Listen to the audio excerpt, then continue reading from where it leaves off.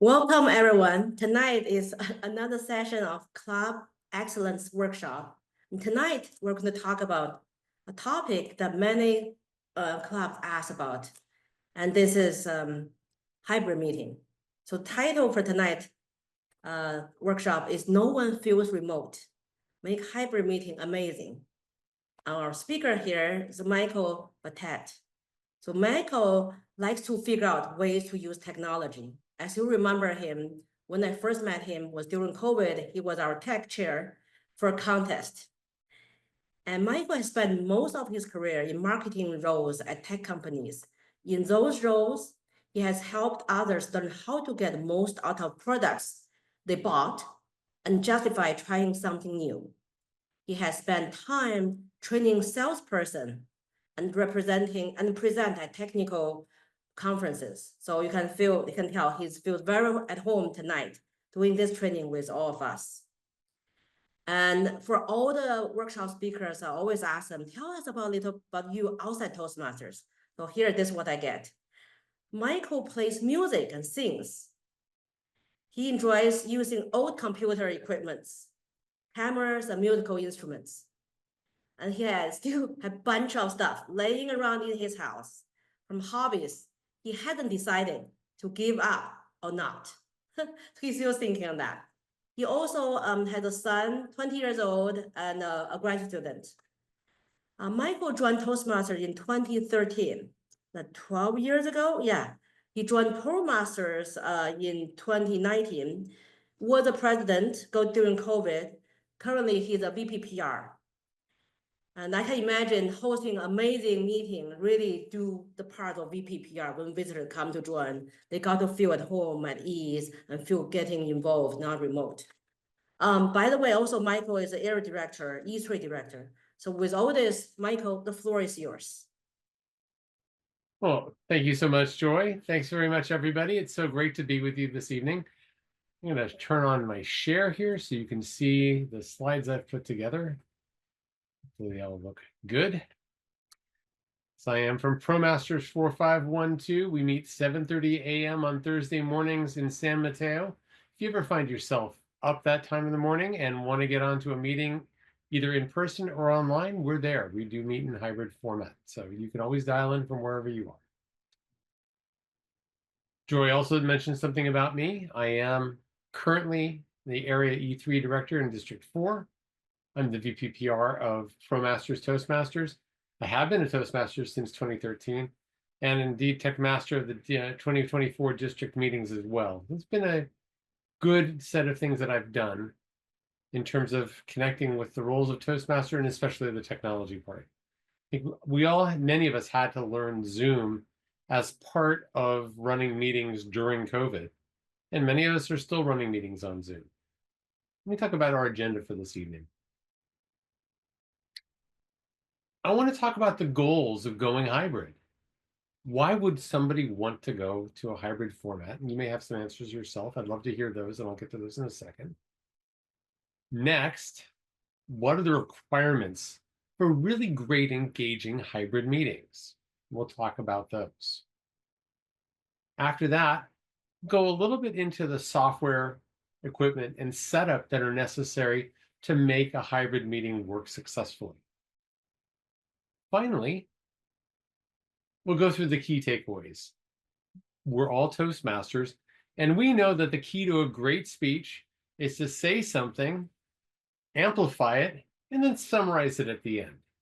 I hope to be giving great Toastmasters speech structure as part of what we're doing this evening.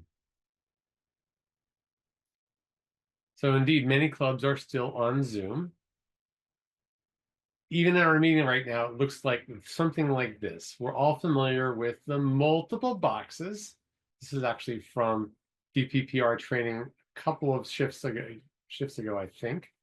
And in any case, everyone has their own box. Some people are off screen, some people are on screen, but we're all looking at the screen. This has been the Zoom approach, and it should be familiar to everybody who's still in an on-Zoom world. Now, in ProMasters, we started meeting back in person in 2022. We did start meeting in a relatively small conference room that we could get access to. The conference room we'd been using previously was no longer available to us. It could hold 20 plus people. But here you can see some elements of what made our hybrid meetings work when we started coming back in person and doing hybrid. Let me show you a couple of the elements that you want to look at here. The first one is there's a camera right there that's looking at the lectern. That's a key part of what we were doing, was having a way to make sure that the speaker in the meeting was one of those heads in a Zoom box. When you're focused on being in the meeting, that speaker is still front and center for everyone else who's in the meeting, including the people on Zoom. Another thing, in order to make this webcam work, we had to have a laptop.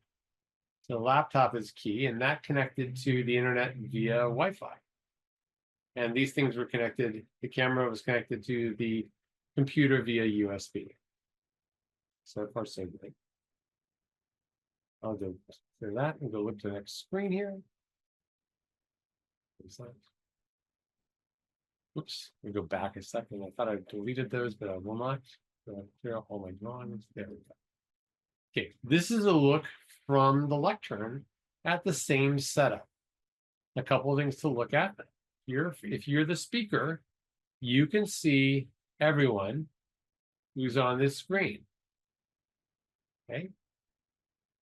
Another thing to look at is that lectern view. Is this one, this screen right in there, is that person. And the room view, which is another view that we have, the full room is right there. And that full room view is being added by this iPad here. See right there.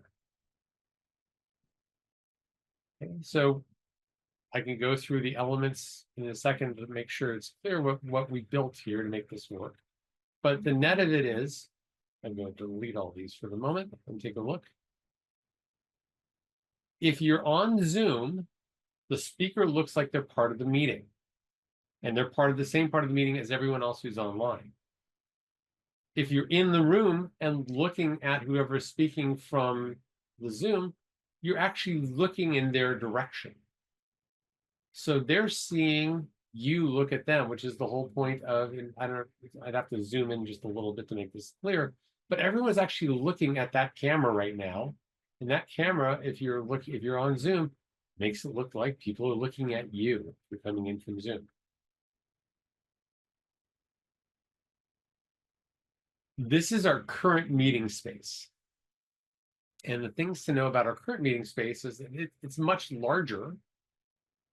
Okay, we still have here a lectern view, the one that says Michael Batap, but that's the lectern view. Is this one right here? I'm just going to mark this one up as well. This is our lectern view is here. That's this screen here. We have our room view, and our room view in this case, we have a Zoom room. It's actually been set up to handle Zoom.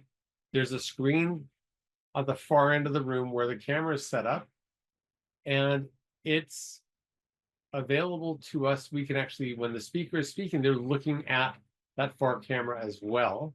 So we can see everyone who's on Zoom. In this case, we only had one of our members join the meetings, but we have members who come from the East Bay who don't want to drive all the way across the bridge to go to meetings.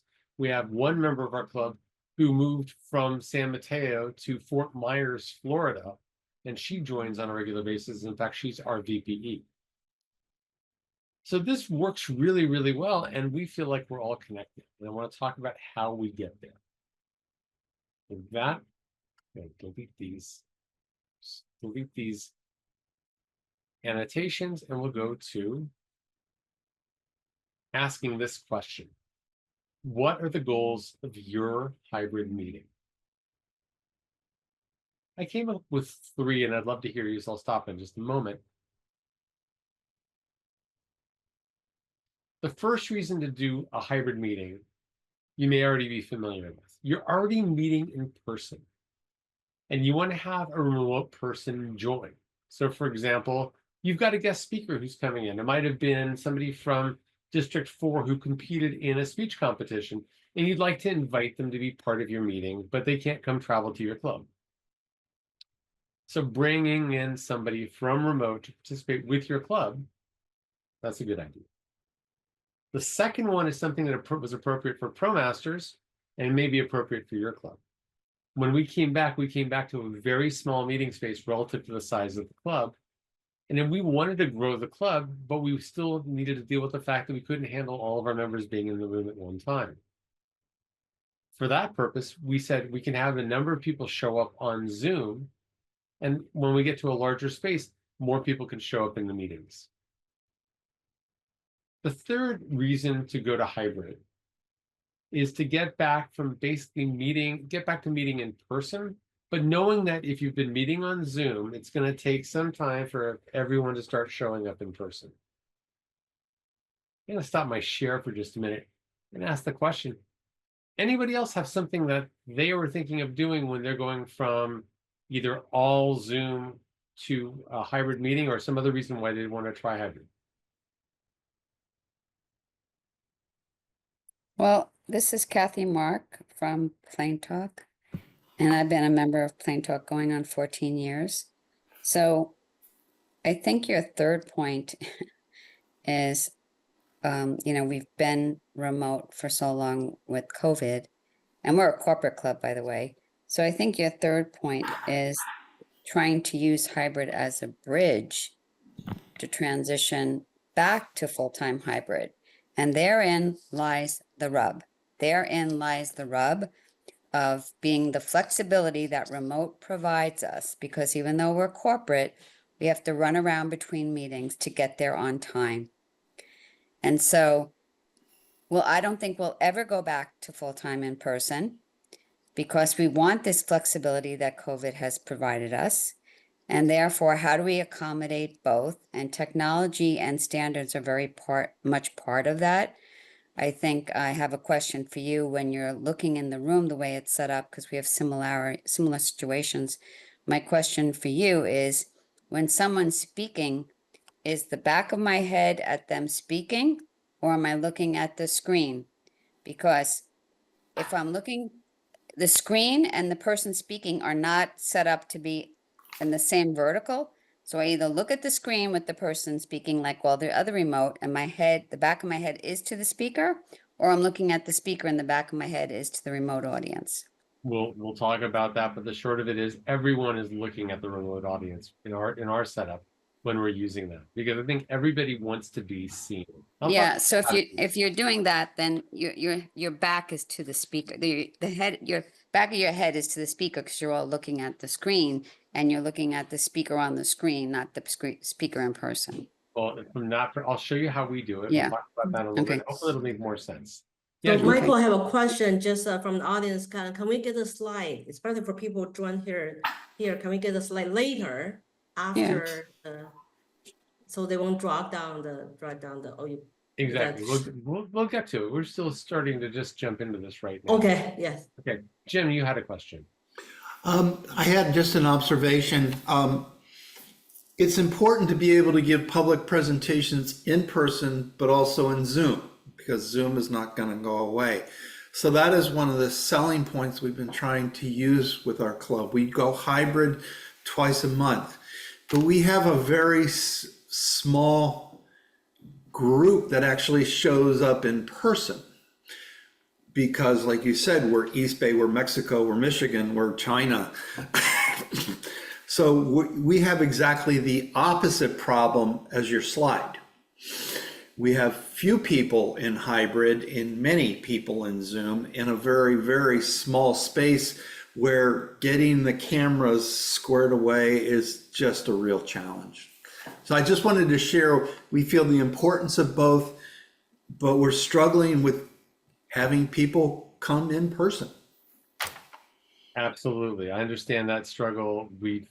I think all clubs that have gone to hybrid have, even clubs that have been all Zoom and are trying to move to hybrid, it's a struggle.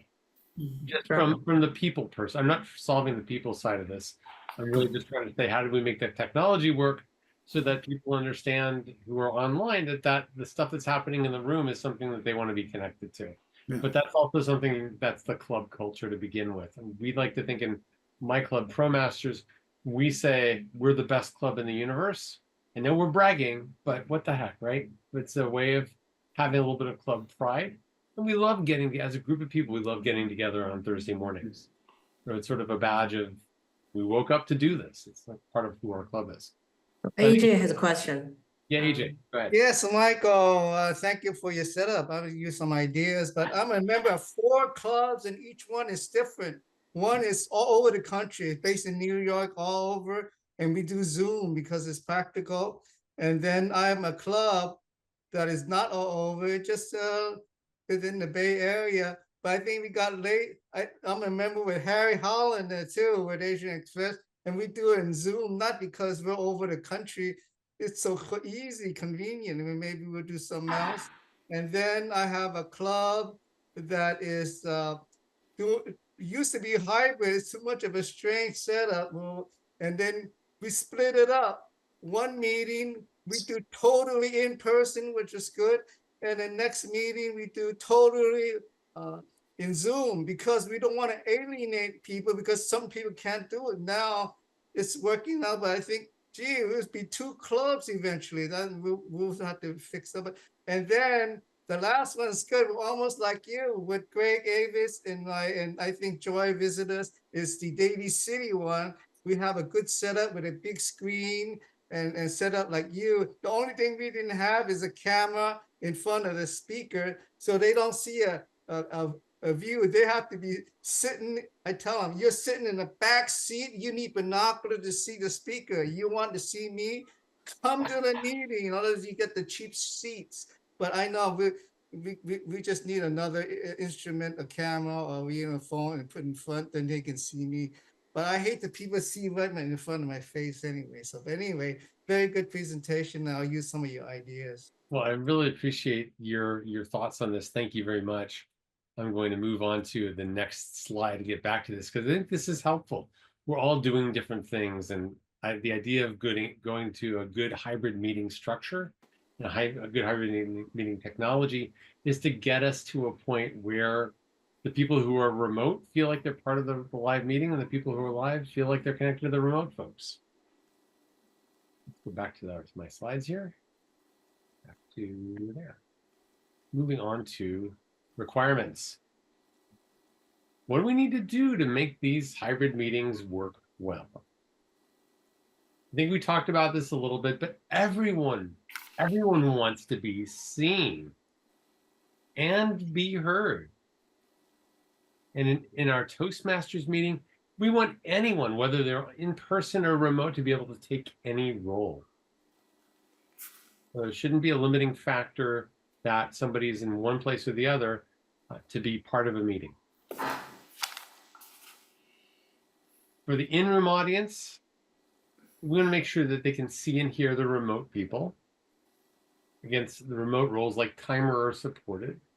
So like what we do typically on our meetings, where we might be putting the background slides might change from green to yellow to red. We want to make sure that people can see that. And that when somebody's got remote content being presented, that everyone can see that. That goes to this idea of where do you put a screen, or where is people's attention focused. For the remote attendees, they want to be able to hear everyone, hear what's going on at the podium and the people in the room. Visually, they want to see the people in the room as well as the speaker themselves. That's to your point, AJ. And know that they're being seen by the room attendees. So this is an idea, again, visually back and forth and auditorily back and forth. We can hear each other, we can see each other, and making that work successfully. Part of that is you need a big screen. I'll talk about how to lay things out. But the net of it is, in order to be seen, right, especially for the people who are remote, we want to have that large screen. The whole idea of having a large screen is so that it sits in one place in the room and everyone can see it. Okay? There needs to be an in-room camera from that screen facing out towards the rest of the room. The key there is when everyone's focusing on that screen, like I am right now, my attention is firmly focused on the screen, but I'm also looking at the camera. So when the camera is in the same place as the screen looking out, everyone is focused on that screen. And the second thing you want to have is you want to have that lectern view camera. Imagine if I was in a room and all you could see was me far, far away, right? You wouldn't be able to see me. You'd see, in fact, I can, just to put things in perspective, I'll make this taking advantage of one of the features of Zoom here, right? Is that I could be really, really far, far away and you wouldn't hardly be able to see me. Let me just move myself a little closer. Now, clearly I'm here. You wouldn't be able to see who's speaking, especially when they're speaking and they're not sharing content. Go back to the regular share. And then the other part is being heard. With Zoom and with every other technology, most of you are familiar with this. You want to have a good enough single audio input that's sufficient to handle the room. Some rooms have great microphones. Sometimes all you need to have is a good webcam with a 360-degree microphone that's connected to it. Sometimes you may need to augment the audio, putting in an additional microphone, but the point is you want to make sure that people can hear the speaker at the lectern plus the rest of the room. And then similarly, the audio output needs to be heard by everybody in the room so that people who are online can be clearly understood.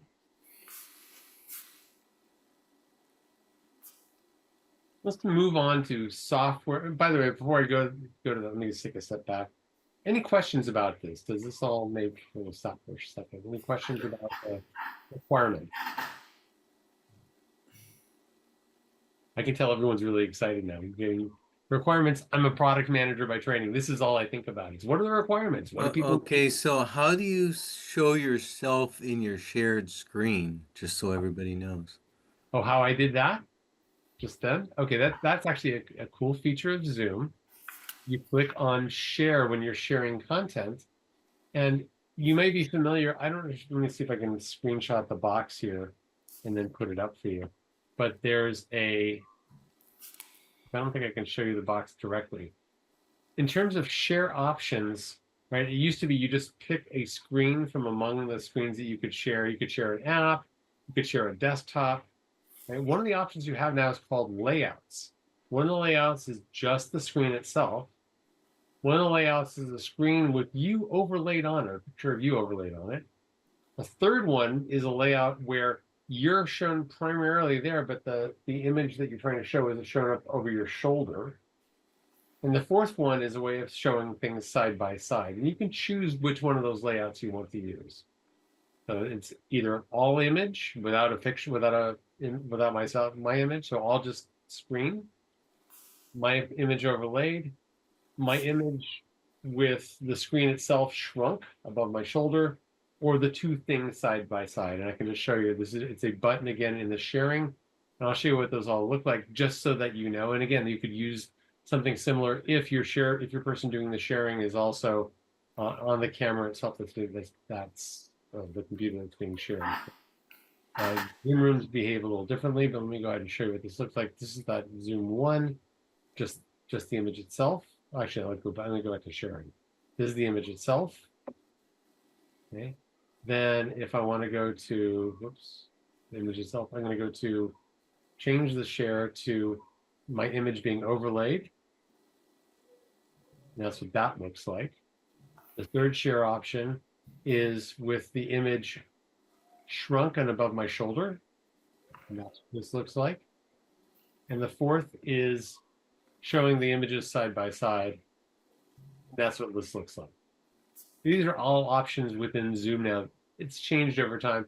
Always make sure you're up to date if you're using Zoom with the latest version of Zoom, so the latest features are available to you. Let me go back to the standard share here. Any other questions? Michael, well, we use Teams, but I'm on Teams and Zoom a lot, so they try to keep up with each other. They're not always, but I understand what you're saying about the layouts and the options. But, one of the pathways is presentation mastery. So that's a good one for people to get involved with, even though it doesn't focus on the technology. But there are these options available, as you mentioned, in Zoom and Teams, even if they're not exactly the same. Thanks, Scott. That's great. let's move on to software, equipment, and setup.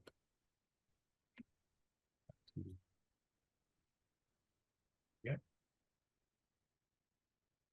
We talked actually about two of the pieces of software that you might use. There's really three that I know of that people have used for meetings. One of them is Zoom, one of them is Teams, one of them is Google Meet. I don't know anyone who's using Google Meet consistently, especially because we still have the relationship with Zoom where I think clubs continue to get a discount for being, for the Zoom subscription for being part of Toastmasters. Okay, this is a detailed view of the room setup that we had at ProMasters. This is the first layout that we used in our small conference room. The white thing at the bottom is the table. And at one end, we had the lectern with the laptop and the webcam on the tripods. Let me just go ahead and make sure that those are obvious. That's the webcam on the tripod, lectern on the laptop. And over here we had, it said a smart TV. It was actually a dumb TV with an Apple TV device connected to it. And then we had an iPhone on a tripod. So these devices, again, smart TV, laptop plus webcam, and iPhone, provided the visual and the audio connections. And I'll talk about how these were all connected up effectively. In terms of data connections, the iPhone could either be connected to the Wi-Fi in the room or to cellular, or whichever one was sufficient. The laptop connected to Wi-Fi. And then we use something called AirPlay that allows the laptop to project wirelessly to the smart TV. We could have done it over wires. We could have used HDMI, but using AirPlay allowed us to minimize the number of cables. But again, we wanted to be able to project the contents of the laptop, which was running our Zoom meeting, onto the smart TV. So we could see all the images of everyone involved in the Zoom on the smart TV. Those are all of our connections. Let's talk about first the audio set. The audio input for the meeting, for everyone listening to the meeting, was that webcam on the tripod, which was great for our room. Everyone on Zoom could hear everyone in the room because that webcam microphone worked well to be able to pick up everybody in the room. In terms of audio output, the AirPlay between the laptop and the smart TV, or if we'd had an HDMI cable, that output would allow us to hear everybody on Zoom while we were sitting in the room. So this is how the audio works. You want to have one device controlling the input and the output in the room. In this case, it was that laptop. Right? You can't really have two devices in one room being separate input and output. If anyone has used Zoom before, Zoom doesn't like that. It tends to compensate for one device handling input and output. But when it's multiple devices, you'll end up getting feedback and other stuff it doesn't work with. So you want to have one device when you're using Zoom to handle both your audio input and your audio out. Next, the video. I mentioned this before. The captures, we had two separate captures. There's the capture for the webcam, capturing, let me get this up. So put this back one slide. Oops, like that. There we go. We had, let's see, audio, go try it again.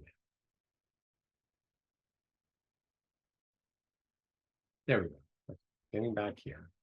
So the capture again was the webcam on the tripod was capturing the lectern view. And this device in the back was capturing the room view.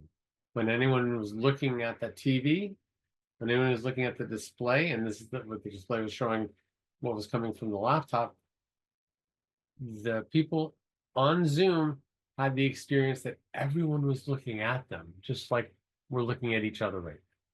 So people on the Zoom meeting were actually going, oh, wow, that's AJ. That's great. It's AJ's remote, but he looks like he's in the room.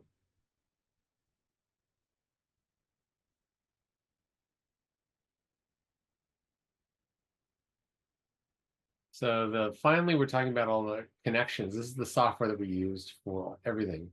Turns out the iPhone and the laptop were both on Zoom. iPhone had no audio connection, but it was part of the Zoom meeting. It was another device connected to the meeting, so it was yet another box. The smart TV, it could have been a dumb TV, and it could have been just an HDMI connection, but there's a fair distance between the lectern and that TV in the back. We just wanted to make sure we didn't have to use a cable, because a cable would just be one more thing that people might trip over. Fortunately, we could do things wirelessly, which is great. But if you want to use wireless connection, typically you need something like Apple AirPlay or Google Play to allow you to project from your laptop to that smart TV.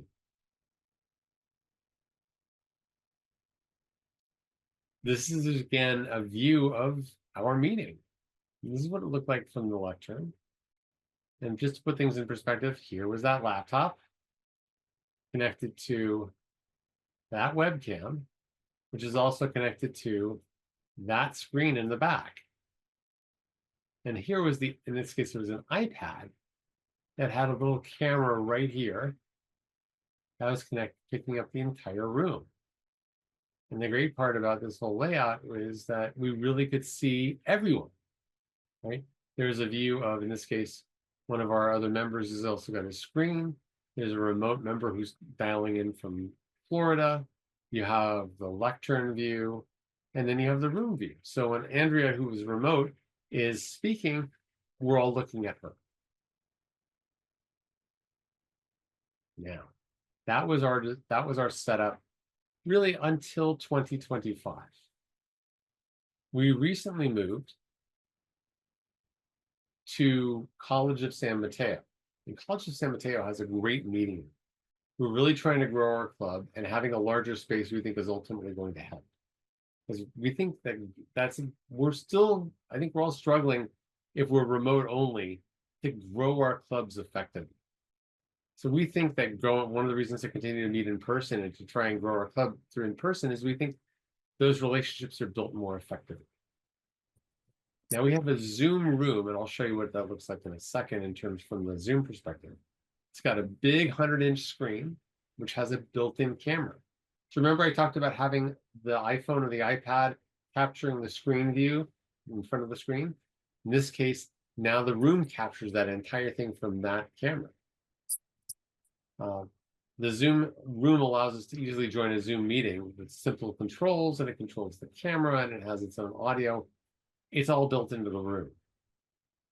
So now we use the iPhone on the tripod as the way to capture the lecture. So now instead of having that camera that was on a computer, now we just have the camera on the iPhone, and the iPhone is connected to Wi-Fi and just looks directly at the lectern, capturing the speaker. And far enough back that the speaker can command they want to walk around the space, and that camera will work well for that. We've also added a role for a tech share during our meetings. You can do things like make sure if there's a speaker and content and even a timer, that those things will be on the screen at the same time.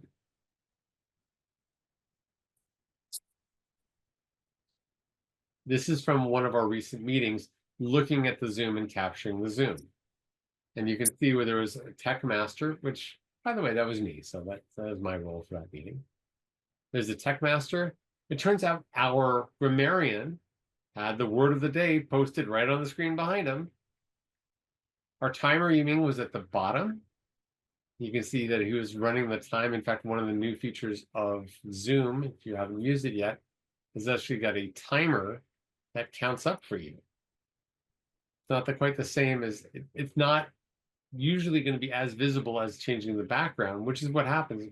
Most people aren't looking at the numbers, but they're seeing the backgrounds change. So Yiming went from that standard background to the green, yellow, and red backgrounds in the meeting.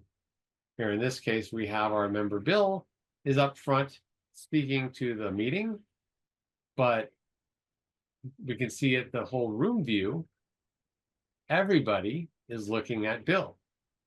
And if people are going to talk to Ranger, who is our grammarian, they would turn around and look at Ranger.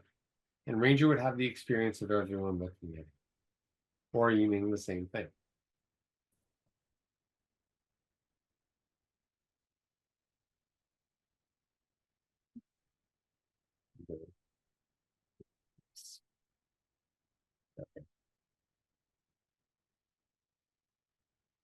The key here is that the audience needs to be able to sit in a way so they can see both the lectern and the display. But we set up the lectern so it's looking at the screen. So really everyone's getting the experience that when they're on Zoom and speaking, everyone, including the main speaker, is looking at them as well. So our layout says the screen is at one end of the room and the lectern is at the other end of the room. And the attendees are either looking at the lectern or they're looking at the screen.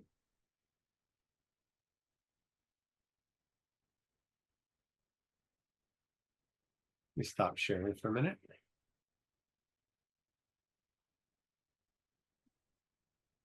Questions about the layout for the room, how we're using Zoom? Yeah, Harry. Thank you. So it looked like there were maybe 11 people or so around the outside of the horseshoe, and there's one guy stuck in the back left. So if you were to have more people at the meeting, would they be on the inside of the horseshoe, or how many people can you comfortably fit in the meeting? I think we would do exactly that. We would put a couple more rows of tables inside or just have 4 more tables on the inside and have people sitting looking again either at the speaker or looking back at the screen to be able to see the people on Zoom. So we could double the number of attendees in that space and still be able to use that space effectively for both. The thing that we didn't want to do, and I think this might be related to what Kathy was discussing, we didn't want to have the screen be behind the speaker. In other words, the screen that shows the Zoom folks, for a couple of reasons. The first is generally a distraction. When you're speaking and then all the Zoom people are up behind you, that doesn't really work well. And then the other reason is that, I think to Kathy's point, that if there's a room camera, that room camera is showing the back of somebody's head when they're speaking. And I don't know about you, but I'm having a little bit of male pattern baldness, and I really don't want to have people looking at the back of my head on a regular basis. But that's just me. So Michael, hang on for a second, Kathy. I just want to say, there obviously there are you could have the screen off to the side, and some people have the screen set up that way. It's just really good to remember that from the Zoom attendee perspective, when people are looking straight at the camera, they feel like they're looking right at them. That's a helpful way of building in that interactivity that makes the Zoom meetings work so well. But you're right, in order to grow our meeting in our space effectively, we'd either have to continue to use the tables, or if we're finding that the tables become cumbersome for our meeting, move the tables away and set up our room chairs so that we are either people are facing each other so they can look easily at the speaker or easily at the screen. Go ahead, Kathy. yeah, sorry, my camera's not working. But so I still go back to my question. I think I understand the layout. So if I'm in the room, but I'm not the speaker, I'm looking at the screen. So the back of my head, the speaker sees the back of my head, but if everybody's looking at the screen, then he sees my face if he's looking at the screen, not to be worried about my back of my head in person. I'm not sure what you mean by the back of your head, because there's So- no camera behind the head of the speaker in our layout. No, not the speaker. I'm an attendee in the room. Yes. So the speaker is to my right at the lectern. So Yes. I have a choice to either look at the speaker or look at the screen with the Zoom. Yes. When I look at the screen with the Zoom, my I'm showing the back of my head to the speaker at the lectern. Yes. That's what I mean. And raised the way I'm raised, I never have back of my head to somebody when they're speaking. I No, give no, them my no, eye contact. So not when they're speaking. Not when they're speaking. this is different because everybody's looking at the screen. The in-person people are looking at the screen. Yes. So it's only when when somebody's speaking on the screen that everyone's looking at the screen. When the person at the lectern is speaking, everyone's looking at the person at the lectern. Oh, because then, okay. So the people People on the Zoom, aren't they But- seeing the back of my head then? Yeah, it's like being in a classroom. I mean, they're seeing the side of your head more than anything Oh, else. yeah, But it's yeah. like being in No. a classroom, right? You're sitting in a classroom, sitting in rows. Somebody's going to be seeing the back of your Yeah, head. I guess it's not, it's as good as it can be. Got it. I got it. Thanks. Right. Right. You just happen to know you're behind everybody. Except the nice part about being in Zoom in that environment is when you're looking at the meeting from the Zoom perspective and you've got that lectern view, Mhm. then you realize you're going to focus primarily on the speaker. And even though you've got that room view, the room view Mhm. is relevant when everyone's paying attention to the person at the lectern. Right, but I think when we kind of went remote, the lectern concept disappeared. You would pin speakers when you're in person. So I think this brings back the importance of having the lectern set up for people that are taking on roles. Yep, absolutely. Thanks. AJ. Yes, I have a comment and then a question. One comment is that the challenge with a hybrid as a speaker, you have eye contact. You got to do both. Don't ignore the audience. And then the people on Zoom is where the camera is. It's not the screen. You have to have, and sometimes I had to paint a picture. That's where they are. That's that one person for everything. So that helps. And then this question is, on timer, it's good you have it on the Zoom. You can have it on the screen. What if sometimes we assign a person in person, all they have is cards? What is a good position to position the timer so that both the screen people and the in-person speaker can see it when they're talking? Thank you. That second question is a great one, AJ. It turns out that we're trying to get the person who is timer to bring a device to the meeting. So, because we all agree that it's much easier to look at somebody changing their background than it is to look at, whoops, that's not me, changing their background to one of the timing cards so that we could see that. It's much more visible, right, to see that than holding up the timing cards. Yeah, we like that. We use that. We like that. Absolutely. So Michael, if you can add one thing about the timing thing, when you see the timing clicking clock in the context, that is absolutely no. Right. Because yeah, just make sure everyone knows that if your club decide to have a clicking clock there showing the seconds, it's fine, but in context, absolutely no. So I just let you know this one. Back to you. Yeah. Sure. No, that makes sense. All right. Any other questions? And good observation, by the way, AJ. What we've done in the smaller room setup, what we've sometimes done is had the timer stand next to the podium. And when the speaker is speaking, the timer, if they were going to use the cards, would actually hold the card up directly to the lectern view so that it'd be clear to the speaker that their time was they're reaching the minimum, middle, or max time. We'll go ahead and move on to our key takeaways and get us to where we're going. All right, hang on, let's do this. Go back to the share. Key takeaways. I'll pull myself up for this, just so we see what that looks like again. We're going to run ourselves live. The key from a technical perspective. We want to have two cameras. Right? One is going to be giving you the full room view, and one's going to be giving you that lectern view. Because everybody who's remote wants to have a feeling that the speaker is one more box in that set of boxes on the Zoom meeting. You want to be able to make sure that the display that's showing the entire screen is connected to Zoom, either through the fact that it's a Zoom room or it's connected to the laptop that's running the Zoom meeting. And that an iPhone running Zoom makes a great remote connected camera.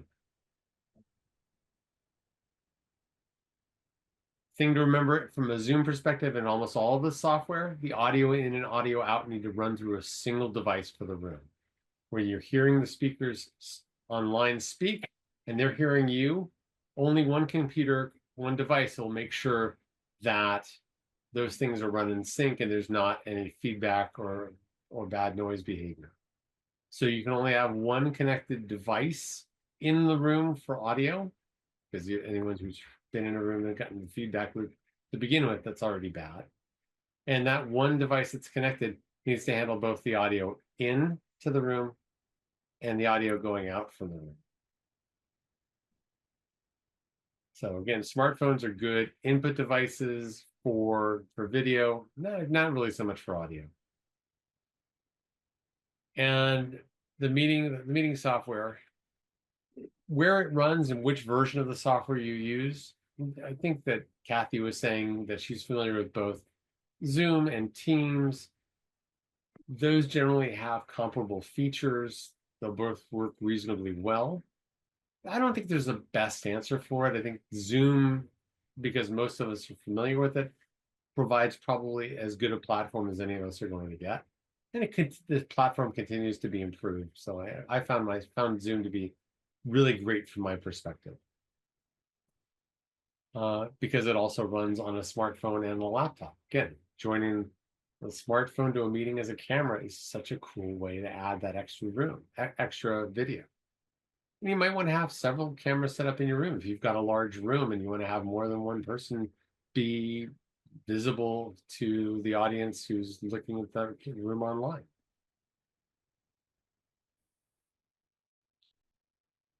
Some other best practices to think about. The first is to have a consistent meeting link that your members know.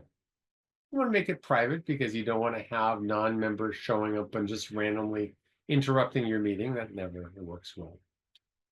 But having a consistent meeting link means if sometimes there's a meeting and somebody didn't add it to their calendar, that instead of having to go back and look through emails or maybe look on your site, if they can look back to a previous entry in their calendar and go, oh, I went to that meeting 2 weeks ago, and it's the same Zoom. Change it on a periodic basis, but not frequently. Next thing is make sure you've got great connectivity in your room. You want to have sufficient bandwidth so that the video, the audio, and any presentation content goes out clearly to the people remote and that you can receive from them easily. Always remember to test your setup. Make sure that you're running the latest software, but also just make sure you're just testing to know how it's going to work.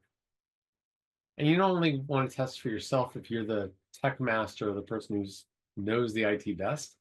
You want to be able to test it so that any member of your club can use that setup successfully. And really another good best practice is to have a tech master. And the job of that tech master is just to make sure that that meeting flows. Talked about having ability to spotlight people and spotlight content. If that's not something that's, like in this case, I'm adding myself to the screen, but if that's not happening directly, then making sure that if we have both a screen for presentation and content, which may be side by side, again, something like this, could be side by side. Just as long as we're able to see, the tech master can take care of that, and then add in, for instance, the timer to the screen that's being shared. With that, I'd like to open up to any other questions that you might have. Harry, let's start with you. Yeah, a quick follow-up to make sure I understand the timer. If the speaker's in person, the timer can be like next to the speaker showing big timing cards. If the speaker's on Zoom, then the timer would be at the lectern showing the cards. So one of the 9 squares or however many on the Zoom view is of the timer. Yeah, the Brady Bunch view. We would actually really prefer to use the Zoom, one of the Zoom boxes for the timer. It's much easier, even when you're in person, to have that additional device. And then one of the great things is I brought my iPhone with me here. My iPhone actually has the Zoom backgrounds built into, I've added those into the backgrounds from my device. So I can actually be the timer from my phone. And I just, in that case, I'll put a piece of tape or something to block the camera, or just have it point to the ceiling. But then it's very easy to go from looking from a blank background or a blue, in this case, the blue background, to the green, yellow, and red. I could add that in and show you what that looks like if you're curious. But that's all that's required. If somebody has one device set up to do that, then that's sufficient to be able to handle timer for that meeting. So we love having the timer be somebody who can handle timer role from a remote or a device that allows the both remote people as well as people in the meeting room to very clearly see the screen, and they can go flash through that background, those backgrounds, as I was just doing a second ago, going from to green because I'm almost running out of time, to yellow because you're trying to remind me, to red, it's time to say Michael goodbye and take my 30 seconds of go. So yes, using the backgrounds is really effective way to handle the timer. If you don't have a device set up for the timer, then the next best thing to do is to do that. Put the cards right up to the screen and hold them up during the meeting, so you can get somebody who's got a green something. Well, this is not going to show up so well, but a green something and then a yellow something, which would be, the side of the Rubik's Cube, right? Which is go to the red side, but don't forget it. Forget it. That's why it's a bad idea. It doesn't work as well as you'd like it to. All right, thanks. Kathy, you had a question. Maybe I missed something along the way, but when we were doing hybrid, we required that people that were playing a role, especially speakers, that they be in person, not remote. We've handled the remote factor successfully. Grammarian can be remote. In fact, I think I shared a screenshot of our meeting where our Yeah, grammarian. the word, yeah. had the I word meant, there. yeah, but your speakers are also remote? We've had speakers be remote because that's Mhm. just the nature of handling hybrid Right. meetings. We've had our speakers be remote. We've had our evaluators be remote. We've had, obviously, we mentioned timer, grammarian, and odd counter. Those roles can all be remote. We prefer to have the Toastmaster be in person, but we've even had the Toastmaster be remote. Okay. It's unusual because it's so much more fun to show up on time. Toastmaster shows up early. We have a reason to go set up the room. It's a social activity. You just reminded me of the Toastmaster from my meeting this week. Thank So you. have you had meetings where everybody who's played the role is remote and everybody in person is just doing table topics? We haven't done that. We tend to want to meet in person at this point. Okay. Okay. Thanks. Our primary focus is being in person, but we have hybrid so that the people who are online feel Yeah. like they're part of the meeting. Yeah. Mm-hmm. Other question, by the way, thank you very much. Thank you very much for that, Kathy. Other question. Yeah, up in the Counter Grammarian, I haven't done it lately, but I used to share my screen with a chart that would show every word, every filler word. Yeah, that could work. I can't share the screen here, but I would share a draft email and I would keep track of it on that email and then put that up on the share screen at the end of the meeting during the report. Yeah, that would work well too. I guess George just made you a co-host if you want to share what that looks like. Yeah, so can I share my screen now? Please. Okay, I'll show and share. See, and then I would make a tick mark anytime there's a filler word. If I want to add one, I can go like that and it moves all the lines down if I need to add to it. And then I would just give the report like that. See. So that'll work. That went out over pretty well. Wow, that looks great. Yeah, that's just I created the original in Sheets, and then I actually use an email draft that I transferred it to because it's just easier for me to work with it that way. Got it. Cool. By the way, was So- anyone acting as a counter for our meeting this evening? I'm kind of curious how I did. But no, I'm sorry. I think we're good. Joy, did you have something you wanted to add? I think we're hitting the top of the hour. Yeah, I think we're doing well, and I want to officially say thank you, Michael, for a wonderful workshop for us, and we really enjoy it. And thank you for joining us.